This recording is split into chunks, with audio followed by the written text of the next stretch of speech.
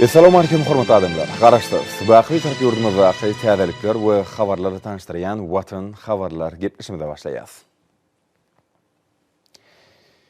Gepleşimizin başında Türkmenistanın prezidentinin qol çeken resmi namaları bilen tanış ediyaz.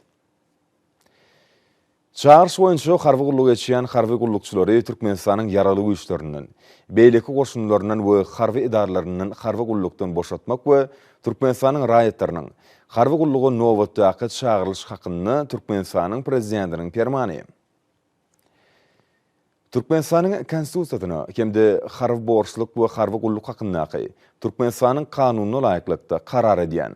Birinci, çağırış boyunca harbi qulluq etşiyen harbi borçluk və harbi qulluq hakkındaki Türkmenistanın kanununa belirlenen mökletleri qulluq eden harbi qulluqçuları 2021 yılın aprel-iyun aylarında Türkmenistanın yaralı güçlerinden, beyleki qoşunlarından və harbi idarlarından harbi qulluqdan boşatmalı.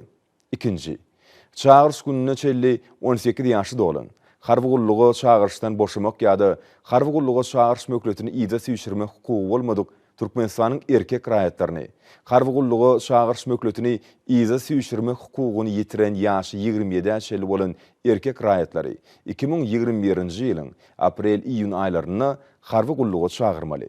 Üçüncü, Superman resmi çap edilen gününün harekete giriyor.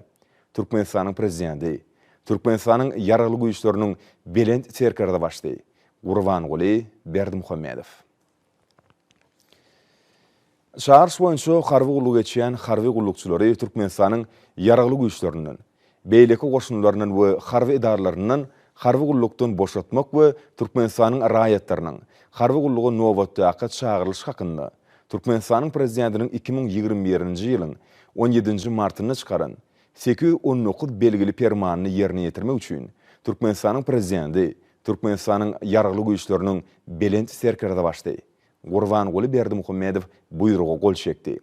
Resminama layıklıkta Qoranmak ministrine, İçeri İşler ministrine, Milli Huptulluq ministrine, Devlet Serket Qulluğunun başlığına, Türkmenistanın prezidentinin Huptulluq Qulluğunun başlığına, Devlet Migrasiya Qulluğunun başlığına, harbi borçluk və harbi qulluq hakkındaki Türkmenistanın kanununa belirlenen mökletleri qulluq eden harbi qulluqçuları harbi qulluqdan boşatmağı mailnamalara layıklıkta davralı yağdayda geçirmek, söwüşçen və cemiyetçilik insanperverlik tayarlığında tapawutlananları hüwetlendirmek tavsırıldı.